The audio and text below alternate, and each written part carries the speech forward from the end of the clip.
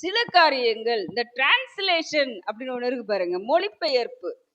எபிரேய பாஷையில எழுதப்பட்ட காரியங்களை, கிரேக்க பாஷையில எழுதப்பட்ட காரியங்களை தமிழிலே மொழிபெயர்க்கும் பொழுது அதனுடைய அர்த்தம், அந்த சாரம் இருக்குதே தவிர அதோடைய அர்த்தம் ஆழமாக நமக்கு புரியறதுக்கு கொஞ்சம் நமக்கு சமயம் எடுக்குது. அதைத்தான் நாம தியானித்து தெரிந்து கொண்டு வந்துட்டு இருக்கிறோம். அதைத்தான் வேதத்தின் ரகசியமாகவும் பார்த்து கொண்டு வந்துட்டு இருக்கிறோம். இன்றும் கூட ஒரு வார்த்தையை நாம் தியானிக்கிறதற்காக தேவன் நமக்கு கிருபை பாராட்டி இருக்கிறாரு. நமக்கு நல்ல ஒரு தெரிந்த சங்கீத பகுதி, சங்கீதம் 23ஆம் சங்கீதம் நமக்கு நல்ல தெரிந்த பகுதி. 23ஆம் சங்கீதத்துல 3ஆம் வசனம் இப்படியாக சொல்கிறது, என் ஆத்துமா அவர் என் ஆத்துமாவை தேற்றி தம்முடைய நாமத்தின் நிமித்தம் நீ நீதியின் பாதைகளில் நடத்துகிறார் அப்படின்னு சொல்லி நம்ம பார்த்திருக்கிறோம். இதுல இந்த ஆத்துமா அப்படின்ற பதம் வேதத்தில் எப்படி எழுதப்பட்டிருக்கு? அவர் என் ஆத்துமாவை தேற்றி அப்படின்னா, ஆத்துமாவை தேற்றுறதுன்னா, நானுமே சில நேரத்துல நான் நினைச்சிருக்கிறேன், இந்த ஆத்துமான்ற அந்த வார்த்தைக்கு என்ன அர்த்தமா இருக்கும்? அவர் நம் மனதை தேற்றுகிறார். ஏன்னா நம்ம காயப்பட்டு இருக்கிறப்ப, நம்ம கஷ்டப்பட்டு இருக்கிறப்ப, நம்ம ரொம்ப சங்கடத்துல இருக்கிறப்ப தேவன் நம் மனதை தேற்றுகிறார். அதைத்தான் அவர் எழுதி வைத்திருக்கிறார். அவர் என் ஆத்துமாவை தேற்றின்னு எழுதியிருக்கிறாருன்னு நானும் நினைத்தது உண்டு.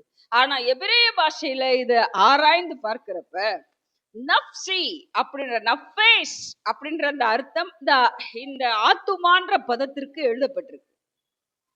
நஃபேஷ் அப்படின்னா என்ன அர்த்தம்? இத ஆங்கிலத்துல எழுதுறப்ப NAFSHI அப்படின்னு கொடுத்திருக்கிறாங்க. தமிழ்ல மொழிபெயர்க்கிறப்ப நெஃபேஷ் அப்படின்னு கொடுத்திருக்கிறாங்க. சரிங்களா? அப்ப இந்த ஒரு வார்த்தைக்கு என்ன அர்த்தமா இருக்கும் அப்படின்னு பார்த்தா, ஆத்துமான்றது வெறுமனே மனது சம்பந்தப்பட்ட விஷயம் இல்ல, ஒரு முழு மனிதன் சம்பந்தப்பட்ட விஷயம். ஏன்னா நம்ம சொல்றோம் இல்லையா, ஆவி, ஆத்துமா, சரீரம் அப்படின்னு சொல்லி, அது மூன்றுமே நம் முழு சரீரத்தை தானே குறிக்குது. அது போல ஆத்துமான்ற பதம் இந்த இடத்திலும் கூட நம் முழு உடம்பை, அதாவது முழு மனிதனை குறிக்கும் பதமாகத்தான் எழுதப்பட்டிருக்கு. நம் ஆத்துமாவை ஆண்டவர் தேற்றுகிறார் அப்படின்னா, நம்மளுடைய முழு மனதையும், நம்மளுடைய முழு உடம்பையும் தான் சொல்லணும் இல்லையா? முழு மனிதனாக தேவன் நம்மளை தேற்றி எடுக்கிறார். இதை ஏன் ஒரு மெய்ப்பராக ஆண்டவர் எழுதி வைத்திருக்கிறாருன்னா, நம்ம ஆல்ரெடி ஒரு மெய்ப்பருக்குரிய விஷயத்த நம்ம தியானிச்சிருக்கிறோம். அதாவது இஸ்ரவேலின் ஜனங்கள்ல மெய்ப்பர்கள் நிறைய பேர் இருக்கிறாங்க. அந்த மெய்ப்பர்களுக்கு ஏன் தெய்வம் முதல்ல அவர் பிறந்த உடனே ஏன் மெய்ப்பர்களுக்கு போய் தேவதூதர்கள் சொன்னாங்க அப்படின்னா, மெய்ப்பர்கள் தான் உயர்ந்த அந்தஸ்துல ஆண்டவரால மதிக்கப்படுறாங்க இந்த இஸ்ரவேலின் ஜனங்கள்ல. ஏன்னா அவங்க தான் ரொம்ப கஷ்டப்பட்டு அந்த ஆடுகளை மேய்த்து அதுகளை பாதுகாத்து பராமரித்து வருகிறதாக நாம சரித்திரத்துல பார்க்கிறோம். அப்படித்தான் இந்த ஆடுகளை ஆண்டவர் மேய்க்கிறப்ப, அதாவது அந்த இஸ்ரவேலின் ஜனங்கள் மேய்க்கிறப்ப என்ன செய்வாங்களாம், அந்த ஆடுகள் அது அந்த தோல் மேல நிறைய ரோமம் இருக்கும் பாத்தீங்களா, அதோட தானே அது அந்த ஆடுகள்லாம், செம்மறி ஆடுகள் எல்லாம் அப்படித்தான் இருக்கும் இல்லையா, நிறைய ரோமத்தோட இருக்கும் அங்க உள்ள சீசனுக்கு ஏத்த மாதிரி. அப்படி இருக்கிறப்ப அந்த ரோமத்தோட இருக்கிற அந்த ஆடுகள் என்ன செய்யுமா, ரொம்ப தூரம் போயிட்டு இருக்கிறப்ப எங்கேயாவது வழி தப்பி போயிருச்சு அப்படின்னா, அங்க உள்ள முள்ளுகளுக்குள்ள போய் தான் சிக்கிக்கிருமா. ஏன்னா அந்த ரோமத்தால அதால அதுக்கு மேல நகல முடியாம முள்ளுகளுக்குள்ள கல்லுகளுக்குள்ளதான் என்ன செய்யுமா, சிக்கிக்கிருமா. அப்போ ஒரு சத்தமிடுமா, ஐயோ என்னை காப்பாத்துங்க அப்படின்னு சொல்றது போல சத்தமிடுறப்ப அதை காப்பாத்துறதுக்கு மிருகங்கள் வரப்போறது இல்ல, அதை அடிச்சு திங்கிறதுக்கு தான் மிருகங்கள் வரும் இல்லையா. அதுக்கு முன்னாடி அந்த சத்தத்தை கேட்டுக்கிட்டு அந்த மேய்ப்பர் என்ன செய்வாராம், வேகமா அந்த இடத்துக்கு ஓடி போய் அந்த ஆட்டுக்குட்டிய அவர் மீட்டெடுத்து வெளியே எடுப்பாராம். ஆனா அந்த சத்தமிட்டு போய் ரொம்ப அது டயர்டா இருக்கும் பாத்தீங்களா, அதனால அதனுடைய கால்கள்ல இருக்கிற பெலன் போயிருக்குமா.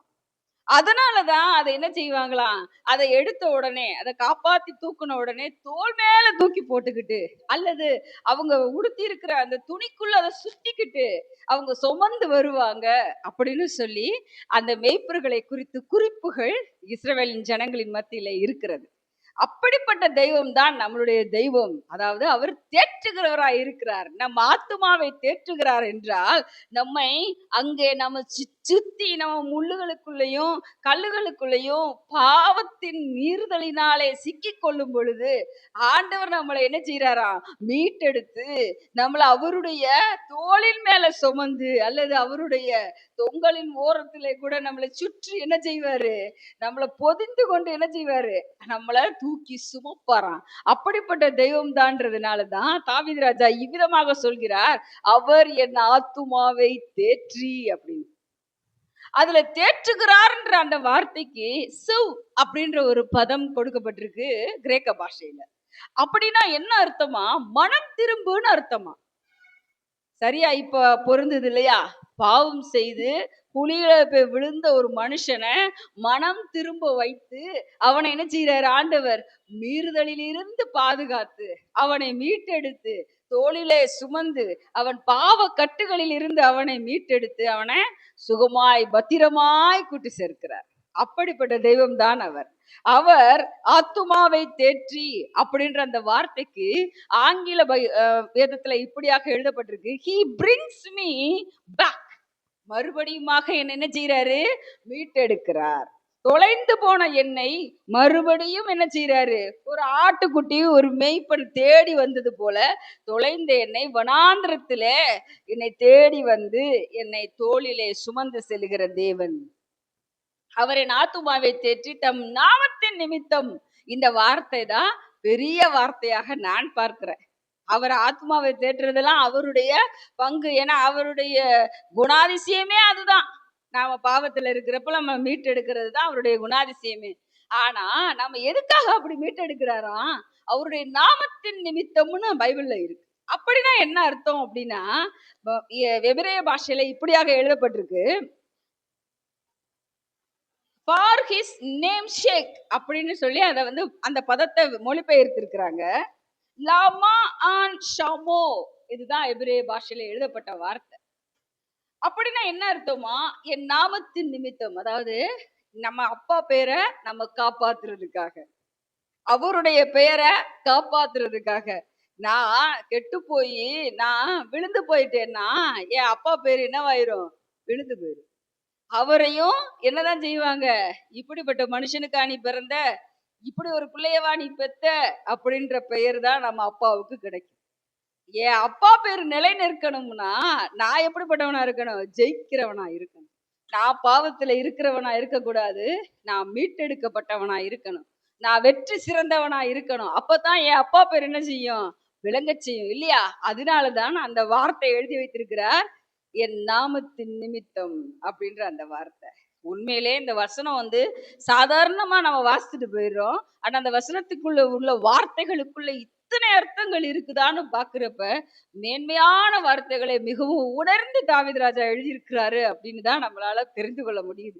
நாம இதை வாசிக்கிறப்பையும் கூட இப்படிப்பட்ட அர்த்தத்தோட நம்ம வாசிக்கிறப்ப நிச்சயமாக ஆண்டவர் நம்மை தேற்றுகிறவராய் இருக்கிறார், அவரை நம்மளை மீட்டெடுக்கிறவராய் இருக்கிறார்.